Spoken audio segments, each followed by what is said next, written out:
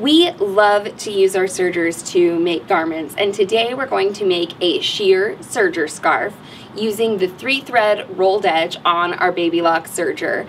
This is a really great way to explore the versatility of your serger. We love to use the Baby Locks. They've got the automatic threading, the automatic tensions, and you really, as you'll see, just have to do a little bit of testing for aesthetic purposes in order to make yourself a scarf that will probably take you about half an hour to make from start to finish. To make the sheer serger scarf, you'll need a Baby Lock serger, 3 spools of machine embroidery thread. We're using this thread because it's a little lighter weight and shiny to go along with our semi-formal serger scarf. 2 yards of sheer chiffon fabric. And then we finished off our scarf with some beautiful beads just to add a little bit of weight to the corners.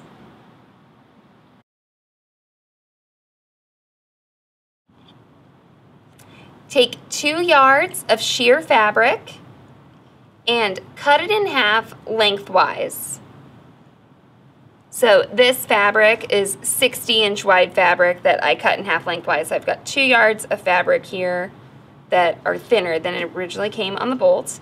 And then we're going to fold it in half. So here is my folded edge. Line up the cut edge there and straighten everything out. While the fabric is folded, measure 15 inches from your folded edge and use 2 straight pins and put a pin through the top layer and then also a pin through the bottom layer. So you don't need to pin the fabric together. It's 2 separate pins marking 15 inches from that center fold on your fabric.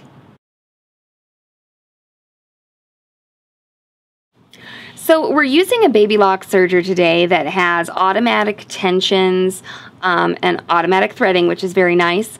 The only real testing we have to do on a Baby Lock is for aesthetic reasons. So I have set the machine to the recommended settings for a rolled edge. That's stitch selector D, stitch width 3, and then on the length there's a range. It says 0.75 to 4R. So I make sure I'm turned to the rolled section of my length knob so I get a nice rolled edge. But then we're going to test the length of our stitch. So I know from experience that on a sheer fabric I want it at least be at about a 2. So let's see what that looks like. So this is what a 2 looks like. We're getting a nice wrap. We're not getting a bunch of like pokies coming through or anything like that. But we're also not over perforating our fabric and creating a bunch of bunching, okay? Sometimes you have a little bit of bunching after you do a rolled edge, but you can just finger press it out. So if I had gone to a lower length than a 2, let's go to about a 1. And let's see what that looks like. So here's a 1. And it doesn't look terrible, but for my taste, it's a little overkill. It's a little overkill. It's kind of stiff because the stitch is so dense. So once again, this is a length of 1 compared with the length of 2. Now let's do a 3 and see what that looks like. Okay, and this one's a little too loose, and see, we're getting little threads poking out here, and so we found our happy medium at the 2. But throughout this whole process, I haven't had to change any tensions or anything like that, just really testing out the length of my stitch, sort of like you do with a satin stitch when you applique. So you're going to serge with the right side of your fabric up towards you.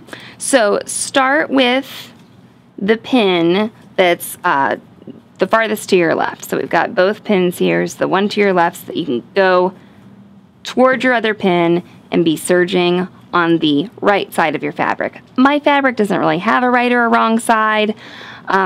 Whichever side you decide is the right side of your fabric is the right side of your fabric. Take your pin out before you begin serging. I'm using a 3-thread rolled edge on my baby lock, and with a 3-thread rolled edge, it's always a good idea to have your blade up and to be cutting some.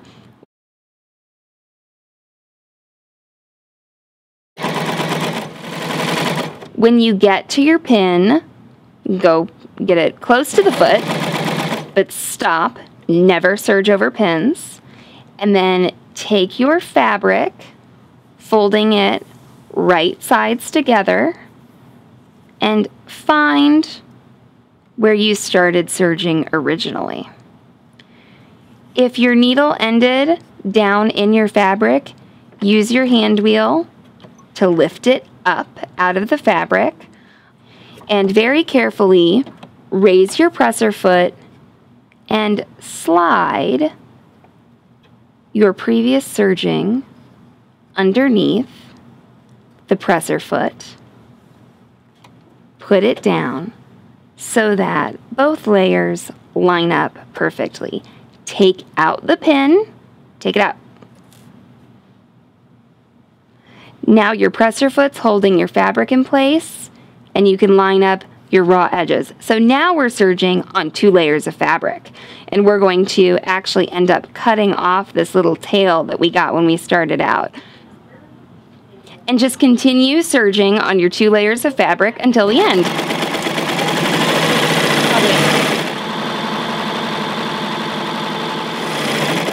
And if you get to the end and your 2 raw edges that are perpendicular to this edge don't line up, don't worry about it. We can go to the cutting table, cut that little bit of extra off. There's plenty of fabric.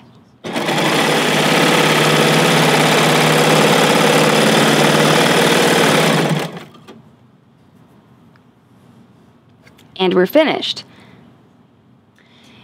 So this is the wrong side of our fabric where this serging is showing on our seam.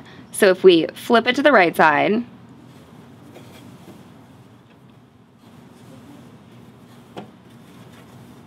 that seam is going to be hidden until you go back to the fold and see the stitching on the neckline. Okay, so the next edge we're going to serge is the edge that's perpendicular to our seam, and we're going to serge only over 1 layer of fabric. Once again, cutting a little bit off as we do our rolled edge, and this is the easiest part. You just go right along this short edge. And we're almost to the end on the other side, and you're just going to serge right off.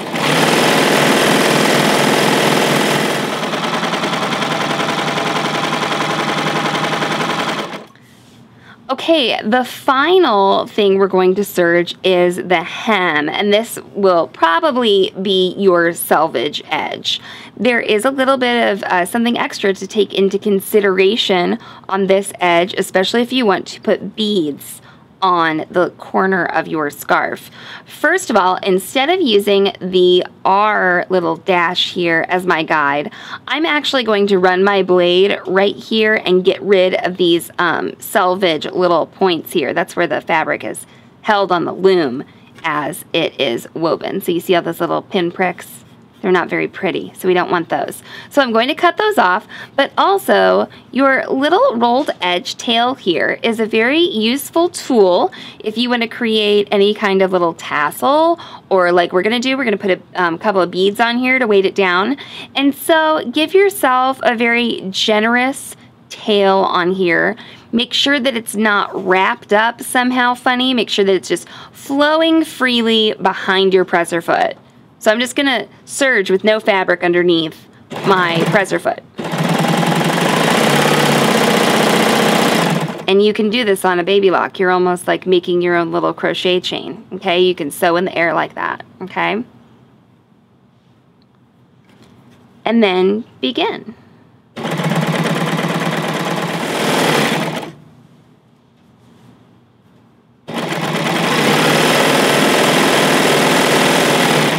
And notice I'm adjusting every so often. You don't want the weight of your project to distort your stitching any. It's not too big of a problem with such lightweight fabric like this, but that can give you a crooked looking stitch, can make you pull on your fabric, especially if you're working with a knit.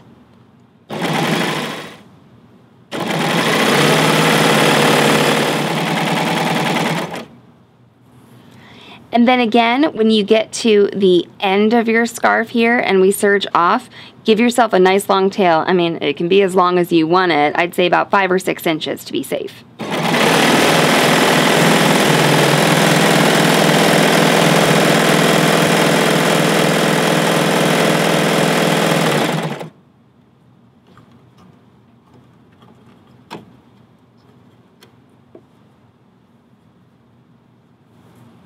All right. And I have my little tail there. If you see that your fabric is buckling a little bit like this, you can just give it a little finger press. Sometimes that happens with the rolled edge, or you can steam it, but actually with this fabric I can just kind of smooth it out with my fingers, and then it stays nice and gorgeous.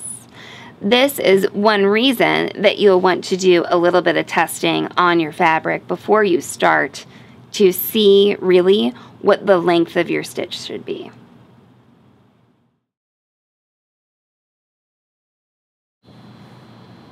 To finish off the 2 corners of your scarf, you can use your nice long tail that we left and put a few beads on here, and it'll kind of weight the scarf down as you're wearing it since it's made out of such fine fabric. And so I'm going to take my serger tail and just stretch it out nice and thin here and give myself a little snip. A cleaner edge. It can be kind of difficult to get all 3 of the threads through the eye of the needle, but just sort of twist them together. Give yourself some time and thread it all through as one thread like that. And then go ahead and feed a few beads on the end of your needle. Before you do this, and what I did before I did this was I checked and made sure that I chose a needle that would go very smoothly through the hole in my bead. And I'm going to put about 3 beads on this edge here. You could do a larger sort of dangling crystal or anything like that. You can combine things, whatever works for you.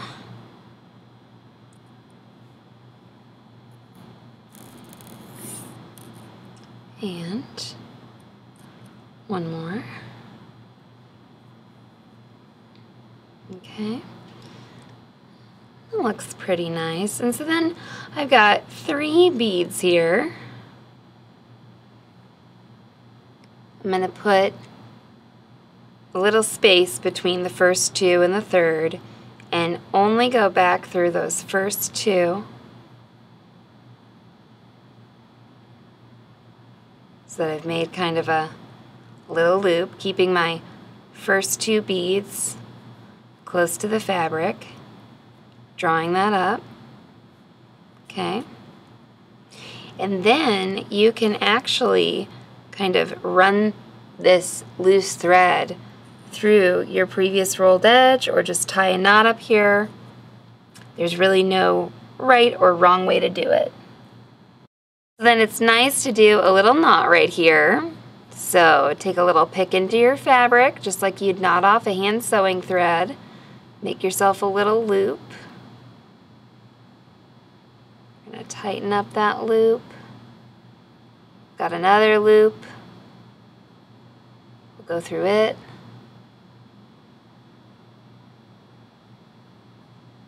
Tighten up that loop.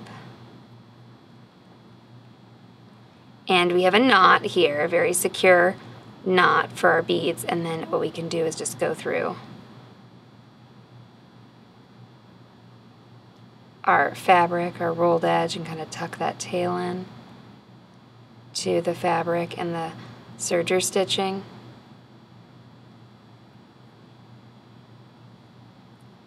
See, that's all gonna go right through there.